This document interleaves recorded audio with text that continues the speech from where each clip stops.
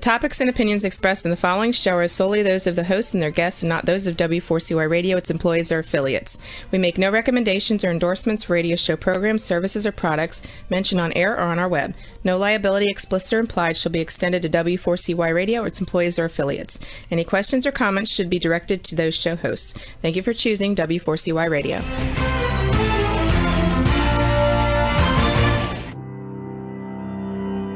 Welcome to Leadership for Life with Ginny Gane on W4CY Radio and Talk 4 TV. Join your host, who is a multiple #1 international best-selling author, motivational speaker, empowerment and transformational leadership coach and trainer. She's the founder of Genuinely-You and has 30 years experience of helping people step into their genuine, authentic power. And now, here is Ginny Gane, your host of Leadership for Life. Hello there, and a huge welcome to the first show of 2022. I hope you had a great Christmas break and that you are ready to face the year. I've got a great guest for you today, and we're going to be talking about vibrational leadership. And what do we mean by that? You know, I wonder if you've ever felt that creating success in life or in your business is rather like pushing up a bus uphill without an engine. We're going to explore how unleashing the power of vibrational leadership can help leverage you to success. We're going to look at that particularly after the break. But before we start, I just want to talk to you about B1G1.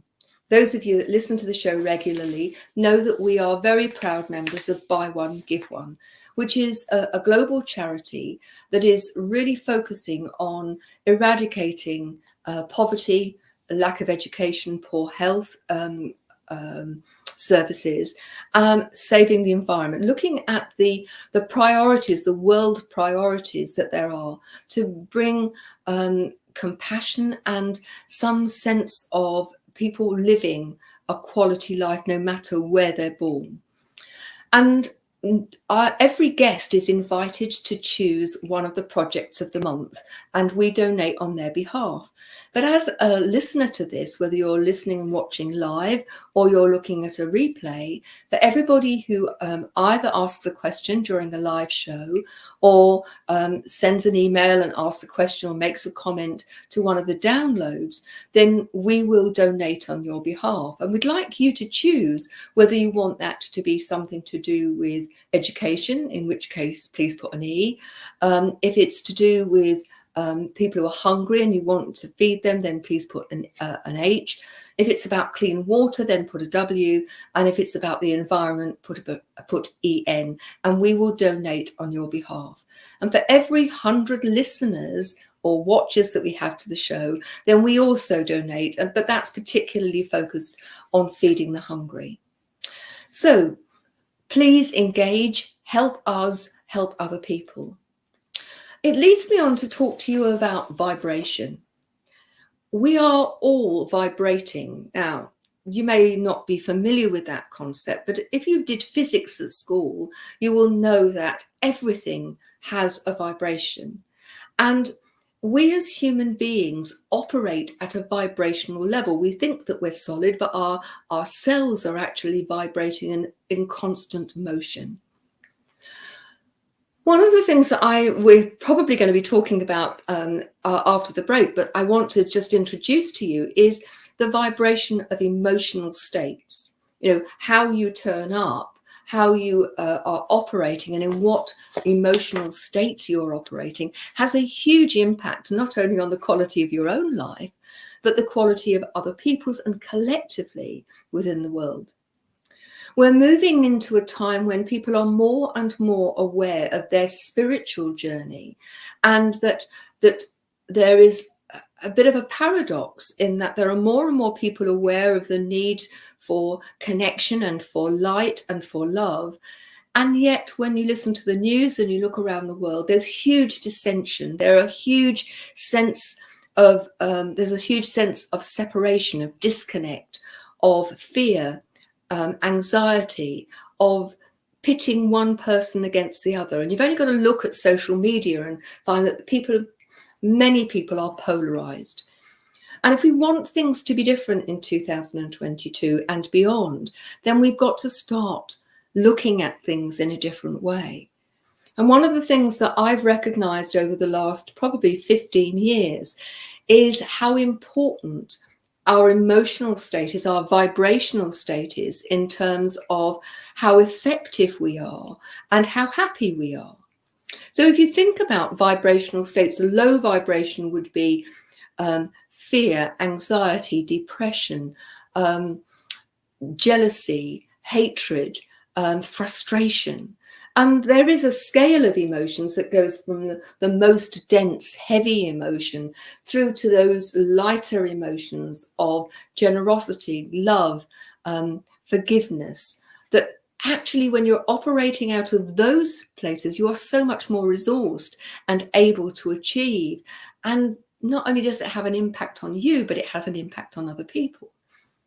So I want you to think about a time when you have met with someone, and at the end of the conversation, and there's been nothing untoward in the conversation, just being in their presence, that at the end of that conversation or that time with them, you felt, oh, goodness me, I feel as if the energy has been leached out of me. Well, I wouldn't mind betting that in that time you've been spending time with someone who you might think of as an energy leech or vampire, but the chances are that they are operating at a very low vibrational level. And it has the effect, a bit like the Dementors in Harry Potter, of just sucking the energy out of you. Whereas if you spend time with people who are confident and happy and loving, that can really fill you up. It's like having a boost to your batteries. Well, just think about how you have choices in your life in terms of where you want to be. Now, that doesn't mean that if you are spending your time in a high vibrational state that bad things don't happen. Of course they do. But it's how you operate, it's how you respond to them that makes the difference. So have a think about, for example, how often do you complain? Those of you that listen to the show know the research that when we complain, on average, people tell 37 other people about what's gone on. And they complain, and then their complaint gets embellished. So they start off with something's gone wrong. By the time they've told 5 people, the what's gone wrong has got bigger and more dramatic. By the time they've told number 37, then it's a bit like a fisherman saying that the tiddler that they caught that's this big was actually that big.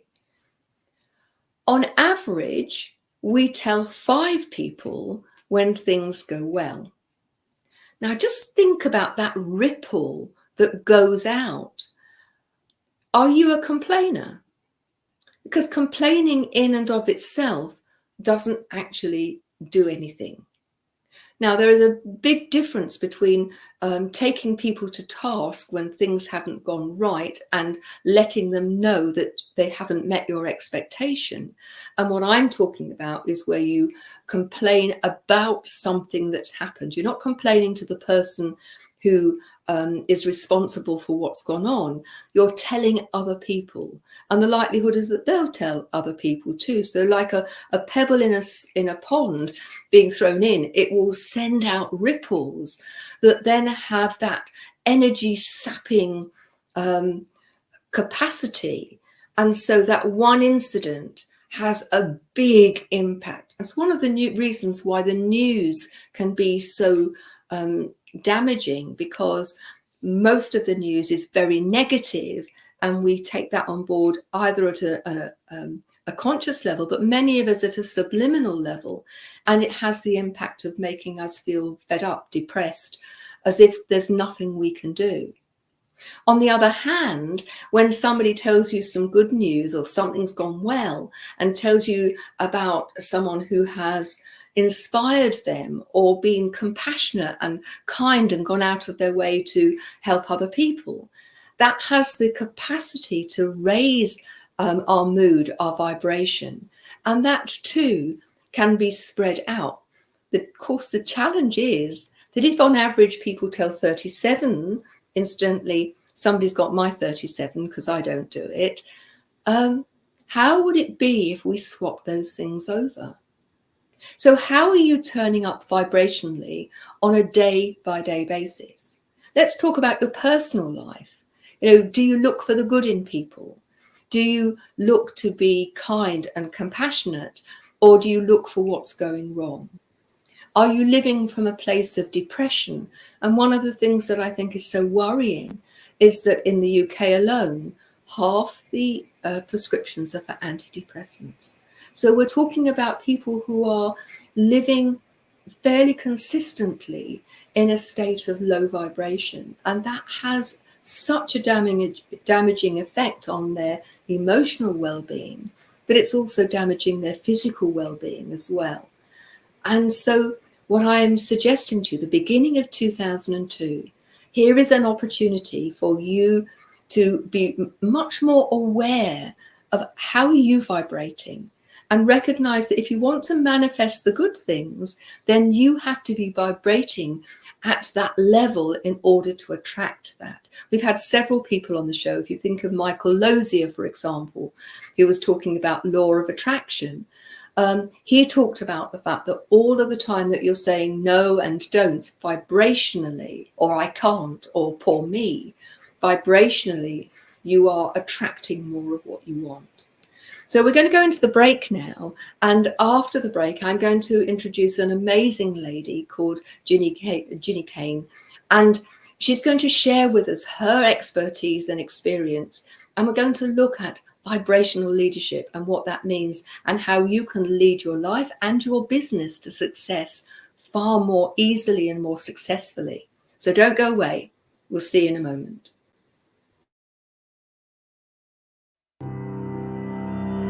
You have been listening to Gina Gardner on Leadership for Life. We'll be back after this quick break.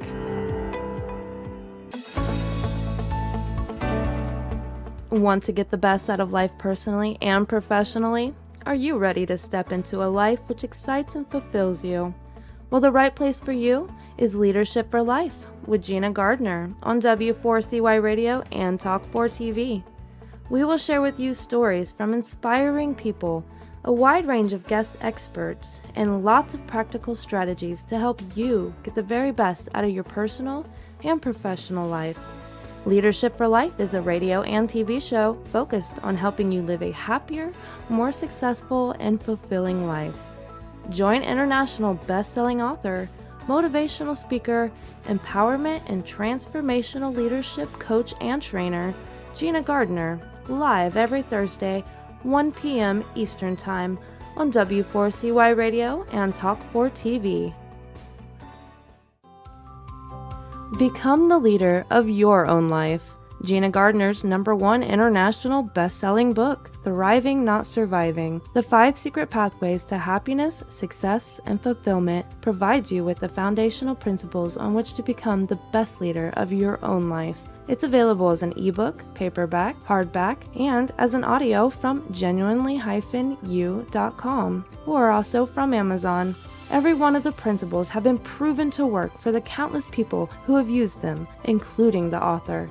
Now, let's put them to work for you.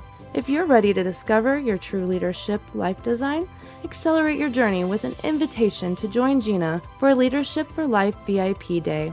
Choose your journey of self-discovery where Gina will help you navigate your way to happiness, success, and fulfillment. To find out more, email gina@genuinely-u.com. Welcome back to Leadership for Life. Here is your host, Gina Gardner. Hi there. I'd like to introduce Ginny Gane to you. Let me read you her bio. She's an amazing lady with a wealth of experience. For more than a decade, Ginny Gane has been working intimately with manifestors and empowering women around the world to leverage the law of attraction and become the most powerful, authentic versions of themselves, so that they can align with their true purpose and experience a life of wild love and freedom. And who doesn't want that? So without more ado, Ginny Gane. Hi, Gina. Hi, thank you so much for joining me. So my first question is, how did you come to be doing this? What's the story behind the story? Just a small question.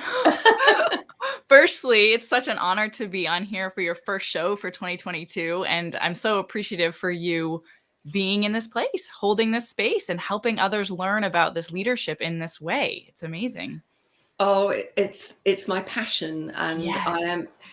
Any of all of my guests have been adding to the opportunity for people to learn and to make different choices so that they feel empowered.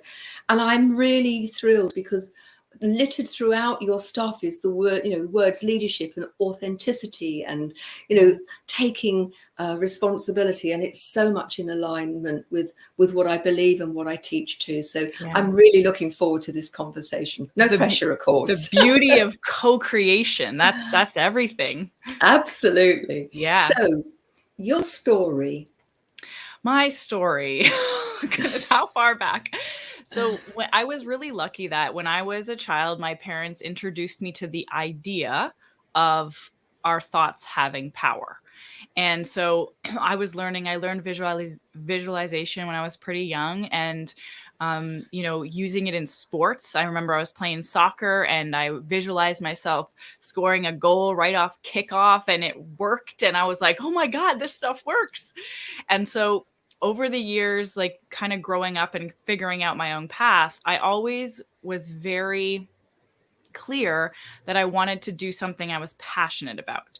I knew I wanted to do work I love. I just had no idea what that was.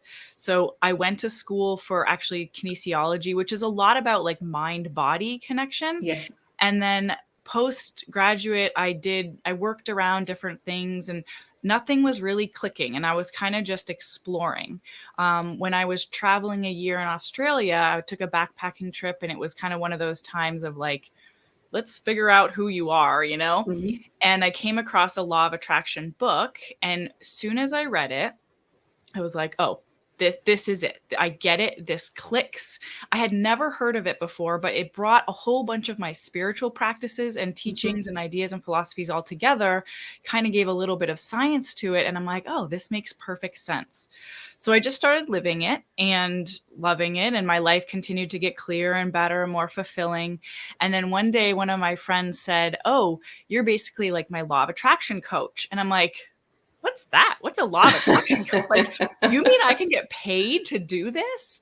And that was the end of the story. And so I, went and got my certification, and my practice has just grown and expanded and developed and got deeper and wider and more powerful. And it's all been a joy. Like this is all the kind of thread through it is my core desire to do what I love. And so everything comes from that. And isn't it interesting that when you're doing something you love, and I consider myself very blessed that throughout my different, I've had several different lifetimes in my lifetime career-wise, that I've always loved what I do. Yeah. But the theme that runs through that is around helping people to recognize their own power, their genuine power, whether that's in their life and then as leaders, how they can not only lead well, but how they can then in turn empower others. So I understand the joy that comes from that. And that's such a beautiful, so what I've like really learned along the path is, and we'll probably talk about this, but it's not so much what you're doing as who you're being in the doing.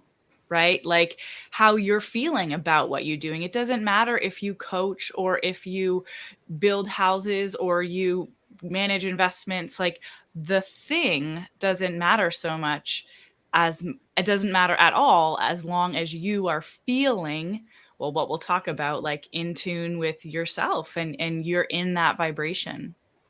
I would say that it goes so far as to say it doesn't matter whether you're doing the washing up or you're sweeping the yard or taking the rubbish out. If you're doing it with purpose and doing it with a full heart, then there is huge value in that. If you do it resentfully, thinking it's not my turn to put the dustbin bags out, and you go out and you're crashing and bashing, you're giving a very, very different feel, aren't you? You're not feeling good about it, and the resentment's likely to carry on. Whereas if you do it and think, clearing the clutter. I'm really pleased to see that out there. It's done. It just has a different feel to it. Exactly. You know, just as you were talking at the start of the show, like what we're always communicating with the world around us. So, and I think the part that we mostly miss, or that a lot of people are really waking up to, is we can choose what we're communicating to the world around us. So if we're taking out the trash, it's like almost like we've learned, oh, this is a chore and I have to do it, and therefore my emotional reaction or my vibrational reaction is automatic, and it's more of a low frequency. But we have choice over that, just like you said. And so the more time we spend being deliberate about what vibration we're in, the better our life is going to be, but the more we're getting what we want. When we choose our vibrational place, we're choosing what the law of attraction responds to in us. I'd like to explore that, but before I do, I just want to pick up on something you said previously. I think that as a race, we are, or a species rather, we are misnamed. I think we ought to be called human doings, I love not it. human beings. I love it. And for me, that's one of the biggest lessons that I've learned, and I'm still learning. I think it's going to be my lifelong learning. Is that often we prioritize the doing instead of focusing on how we are being, because the doing is the easy bit. The being, in my experience, is the bit that's the challenge. I'm so excited we're talking about this. Well, you know, I am a recovering workaholic, okay? I love what I do. I can do it for 16, 17 hours a day, no problem at all. It's great pain control. And because I had a lot of physical pain following my accident and failed surgeries, I would lose myself in work. Vibrationally, I think it was pretty good in the sense that I loved what I did, and there was no resentment around that. But I also recognized that the busy being busy meant that I was not actually paying attention, for example, to my inner wisdom, to my connection with source. And that's something which has come later and is still developing, and I think it will evolve until the day that I leave this world. But I'm really interested in you work with mainly with women. So can you give us some indication of people who are listening to this, and for them they're thinking, what? This seems a bit weird. Can you talk people through what you see as the principles, so that they can understand why this is just such valuable stuff? Well, I want to bring in, and tell me if this fits in, tell me if this is what you're looking for, but into the conversation of being and doing is where we're getting our sense of value, right? So as humans, like, we're here and we're all seeking to feel valued, to belong, to live fulfilling lives. And we were taught, and we've been taught, that our value comes from doing, because likely at some point it was. We had to survive, and so we had to do that. So, but the way the world is now and where we are as a humanity now, that's not actually the case. And our value actually comes from being. So what happens is that we've been trained do because we think it means, okay, now we're good. And so eventually there's a misalignment. We can't do forever and stay in alignment because we're not connected to our truth. Like, we're not connected to the source within us, right? And so as soon as we stop doing, we stop using action to fill the void, to make us feel good. Like in your case, if you have a surgery or you have an accident, now you can't do. And so now, where do you get your value, right? Life can't be over. You're not a useless human being because you had an accident, right? And for me, that was where the gift came. Yes, that is. I was a bit like I don't know if you have it in Canada, but we have an advert which is advertising batteries, and they talk about the energy bunny. Yes. You know, So I was a bit like that. And it wasn't until I actually became wheelchair bound Yeah. that I actually stopped and started to observe and to go inwards and to look at who was I Yeah. and who was I being. Yeah. And I think many people get a prod from the universe, and then that doesn't work. So they get a slap from the universe. I had to fall between 150 and 200 feet down a mountain Oh my before gosh, I took Gina. some notice. So I would say to you, it was a pretty interesting lesson, and it is one that continues. It's the gift that keeps giving, Yeah. in the sense that it's very easy to slip into those old habitual ways Yeah. unless you're really conscious of them. Mhm. I think one of the things that comes up with like it's almost like doing, you experience life at a certain level. Like you Yeah. can you're engaging with life at a certain level. And then for a lot of people that gets to a place where it's not enough. They're like, okay, yeah, but like what else? There must be something more. I don't feel fulfilled. There's like some sort of something that they're realizing they're not feeling in their life. And that's that opening to connect to the being part. So Yeah. the being, living life when you're connected to that kind of deeper level of being is where you get that feeling of like just connected to life. Yeah. You feel connected to your purpose and you're in alignment with the bigger stuff and the unfolding and all that. And so that's another element of all this. I'd like to explore that, but before we do, I think one of the things that strikes me, and I'm really interested in your view, is that much of the doing stuff that we're conditioned to do is about being externally validated. Mm-hmm. And part of the reason, somebody else telling us that we're all right, that we're good The enough, whole value thing. the value thing. Yeah. Our society really has created this sort of machinery, which is, you're not good unless somebody else tells you that you're good. And if you say you're That's good crazy. yourself, then you are boastful. I Yeah. had this conversation with a client yesterday, but if I own who I am, I'm being boastful. That's ego. And I said, well, it's ego if you're using it to boast and to lord it over somebody else, but owning your gifts. And so what I said to her was, if it was somebody else, what would you say if somebody else had achieved and was operating as a human being as you are? Yeah. What would be the words that you would use to describe them? And they were very fulsome. They were very complimentary. They were very positive. And I asked her, how is it that if Joe Bloggs does it, it's wonderful, but if you do it, it's okay? Yeah. And where's the fairness in that? Yeah. But I also so in terms of the things that you're saying, the being enough, what do you think are the things that help people recognize that they are enough? Because for me, it's bigger than the pandemic. It's worldwide. It's male, female. It's every age group, where there are so many people who have poor self-worth and think that I've got to achieve and my goals have got to be met in order for me to feel anything good about myself. Yeah. Well, that's quite a large question. And I think it's I think really knowing that this is a journey we take, like that's almost one of the main reasons we're here as human beings, is to come back to our connection to being, like to learn how to be being again.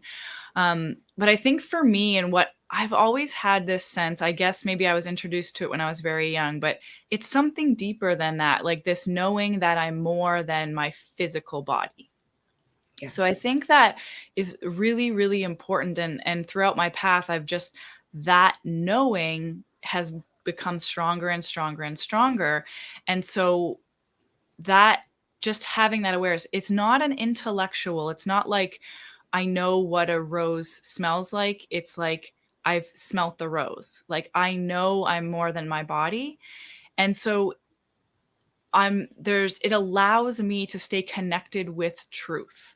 And if we're only measuring our value or our worth in this world based on the physical part, right? Like we give so much attention to the physical aspect of us when there's this whole other beautiful part of us. And I'm not a believer in meditating 10 million hours a day. Like I believe we're here to balance those two parts. So to like walk and be physical and have all the senses and feel all the things and manifest all the things we want and be grounded in what's true, what's eternal for us. And that allows us to like let this life be a playground versus like so serious about life, this life experience. Yeah, I think that's so powerful.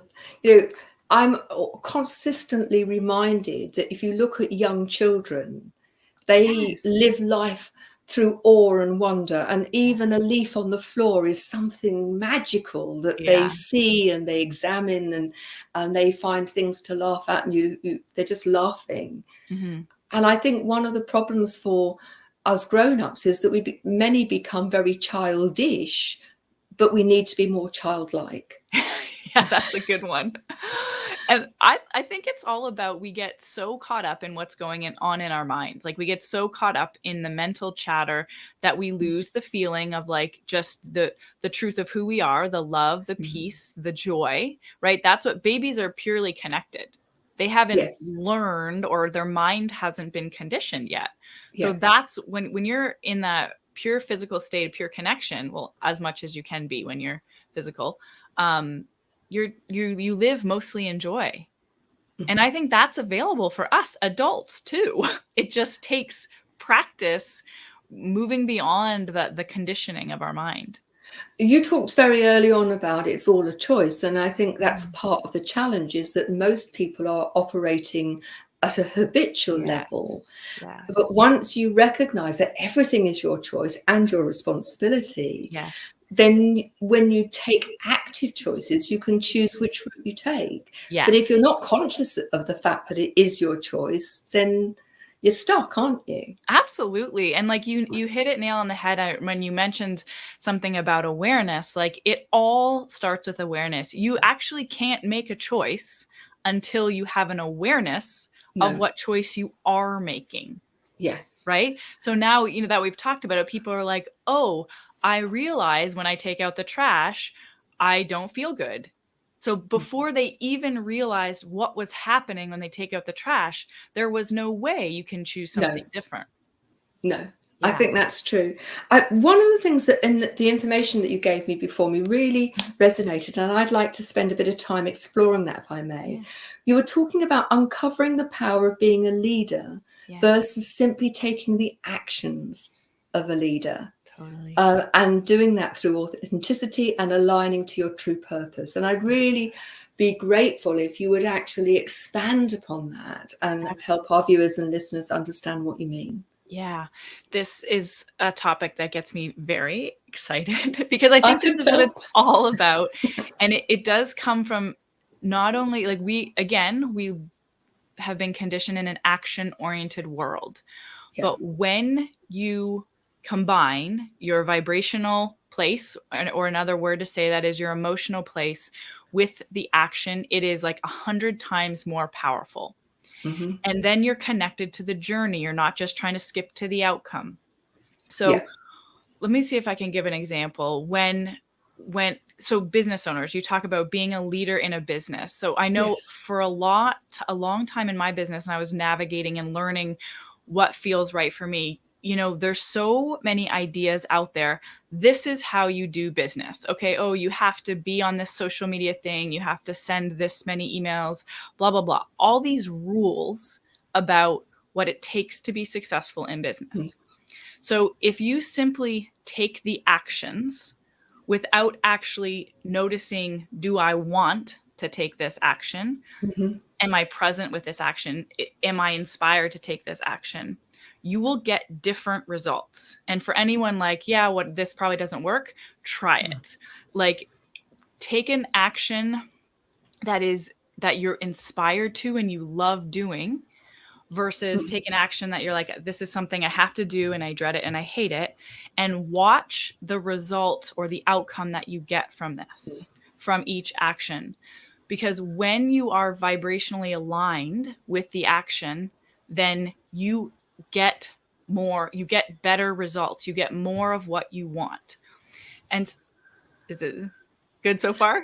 I have to say it's certainly true in my experience, Yeah. and particularly around, things in business where, you're told you've got to have a niche and you've got to send out LinkedIn and things, and, unless you've got 150 million likes, it's not going to work.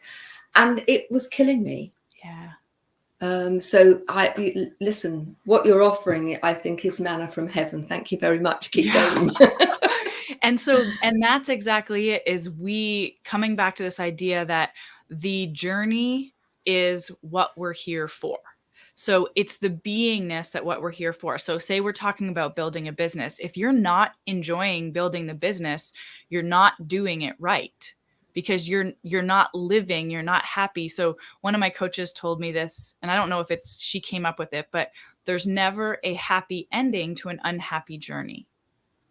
That's a really interesting sort of soundbite, isn't it? Yeah. So it's like we get happy, happy, happy, and then we get to a happy outcome. But we don't get stress, happy outcome.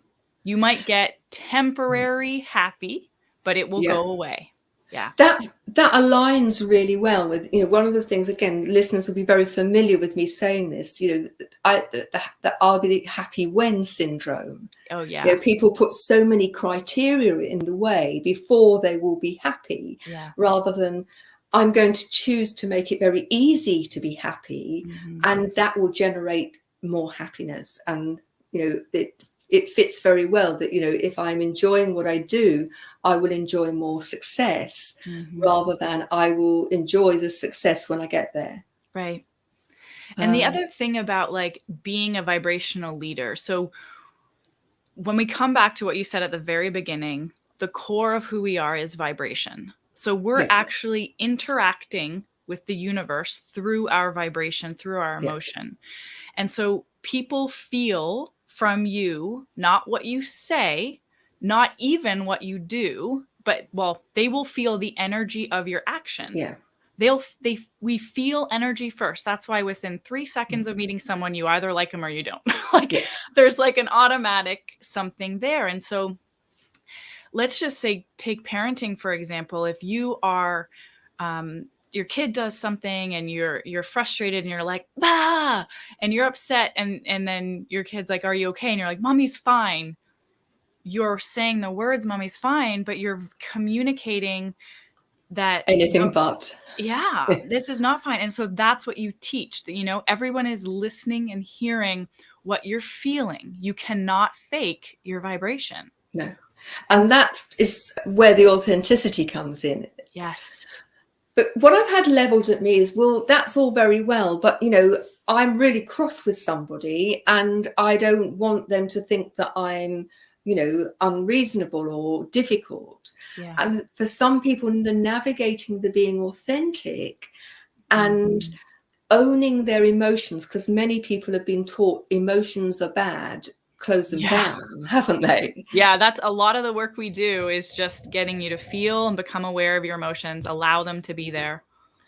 And I think we talk about negative emotions and positive emotions, which I think that's unhelpful. Same. Because the lower vibrations, the ones that we recognize perhaps as having a lower vibration, the anger, the hate, all of those have got a lesson to give us. Yeah, it's hard for us to conceptualize that negative emotions are good, but they're good. Feeling anger has as much value for us as feeling happy. It's what you do with it. It's what you be with it, isn't it? Yeah. And there are times when we should be angry, when we see unfairness or cruelty or something that is against our values. But there's a difference between confronting the issue and being confrontational. And I think there's no place for aggression or confrontation, but there's every place for confronting the issue, but getting ourselves together emotionally so we can go in and speak in a neutral voice and just Not only state our voice, case, vibration. but our vibration. Yes. Yeah. So this is a big thing that comes up with like wanting to create change in the world is we don't create, well, I don't want to say we don't, but the most powerful way to create change is by putting energy towards the change we want, not pushing against what we don't want. So we cannot, go ahead. Sorry, go on. I'm going to say Gandhi talked about being the change you want to Absolutely. see in others. Yeah. And that's a perfect example, isn't it? Yeah. It's sometimes really hard to like, to really grasp this. It takes sometimes my students a long time to like really accept it, but they'll see this in their life that when, you know, they'll be like, Ginny, how can you not be angry at what's going on in the world? And I was like, because you're part of the problem when you're angry, because you're adding anger to the world. So until you can find that place in you of forgiveness, that place of vibrational, and we have different conversations around it, but that only then are you truly part of the solution, when you are a vibrational part of the solution. I think that is so true and such an important thing for people to take on board. You know, I've done a lot of work with people who are empaths and see themselves as light workers, and many of them have got caught up in the fray and are, you know, on social media. I'm not talking about the ones I work with, but generally that, you know, that are taking sides and being, you know, shooting bullets verbally and vibrationally the other, rather than holding the space and saying it's not the way. We don't have to agree with people. What we need to do is to demonstrate how being different can have a vastly different and more productive outcome. Yeah. And love is so much more powerful, such a much more powerful energy than fear. It will always overcome. Yeah. Isn't it interesting though how many people think that love is pink and fluffy? Well, That, they, you know, yeah, I guess that, it's been painted that way. but I mean that when you talk about leading from love, they say, but you know, no, that's not strong. And that, but I would maintain You that know if what you takes strength? Loving someone who hurt someone else. absolutely, and even more if they're hurting you. Right. But ultimately, when you talk about unconditional love as a parent, for example, or a partner, or as a boss with your staff, it doesn't mean that you're a walkover. It doesn't mean you accept everything they do. It means you love them enough to have high expectations and hold them to those expectations in a loving way. Yeah. And I think this misnomer that, you know, that we can't be loving because that's not strong, that myth has to be busted big time. Let's bust it, Gina. Let's be the I think examples. so. Absolutely. And that's one of the reasons why I was so excited that you were coming on the show and that we were going to be talking about these things, because I believe that 2022 is a pivotal year, that we have the opportunity to make significant changes that can actually help us as individuals, as groups, as businesses, and the world in general. But it takes courage, and it takes being, you know, people may poo-poo what we're talking about, but what they can't poo-poo is the evidence that when you come from that place, that the evidence is that things are so much better. Yeah. And there's I really feel no pull, like there's so much power in just being the example.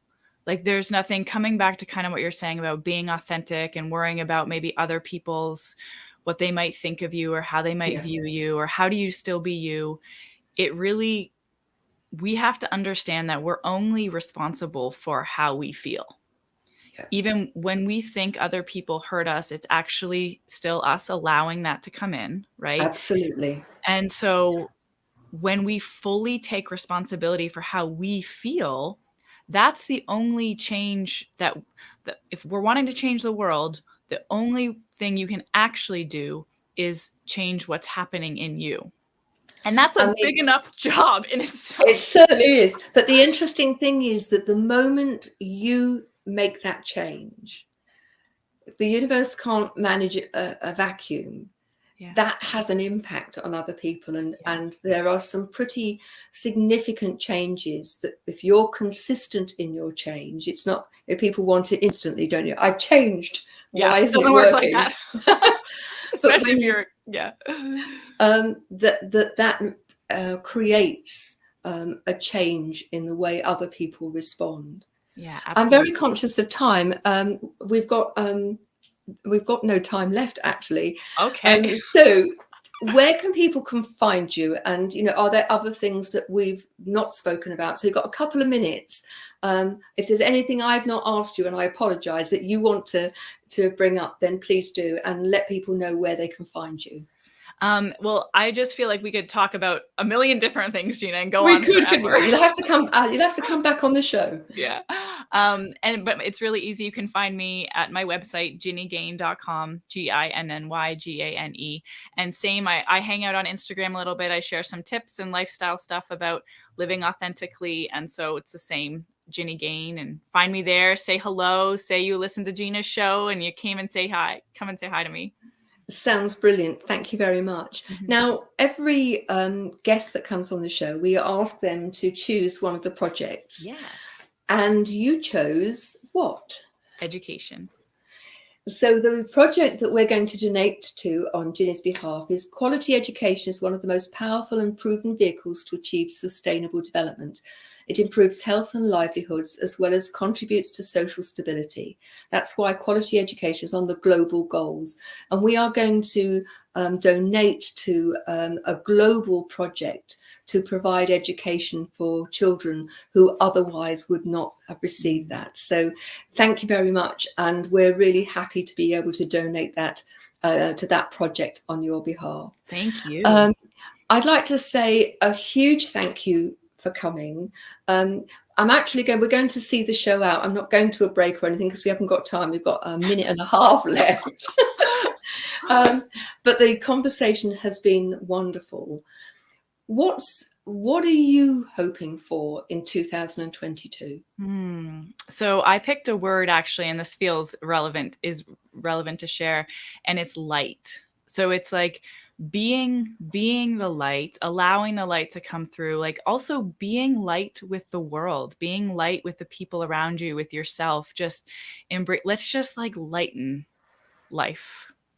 It's interesting because I've got a very similar word for the year. Mm-hmm. And I think we need to be the light, to be the person who, when everybody's gloom and doom, that we need to be able to provide a bit of hope, and to be able to acknowledge that even though the things are challenging, nature is still beautiful. The sun will still come up. You can still laugh at my cat when I'm not telling him off. Whatever it is, that we can lighten the way and be an example for others. Mm-hmm. So I'd like to say a huge thank you to you. It's been a brilliant way to start the year, and I'm sure you're going to be back. We've got so much to talk about. Thank you so much.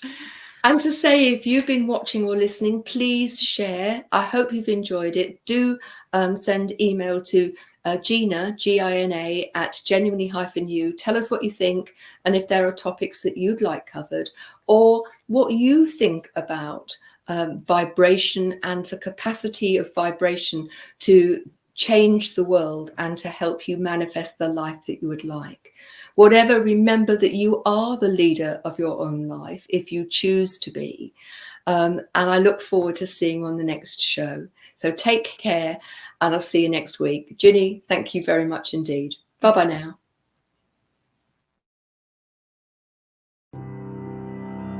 You have been listening to The Leadership for Life with your host, Gina Gardner. Make sure you tune in to W4CY Radio and Talk 4 TV next Thursday and every Thursday at 1 p.m. Eastern Time for more Leadership for Life. If you missed any part of this episode or just want to hear or see it again, you can find the archive of the TV show on Talk 4 TV's YouTube channel and the podcast of The Leadership for Life on iHeartRadio, Pandora, Spotify, Amazon Music, and wherever you listen to your podcast.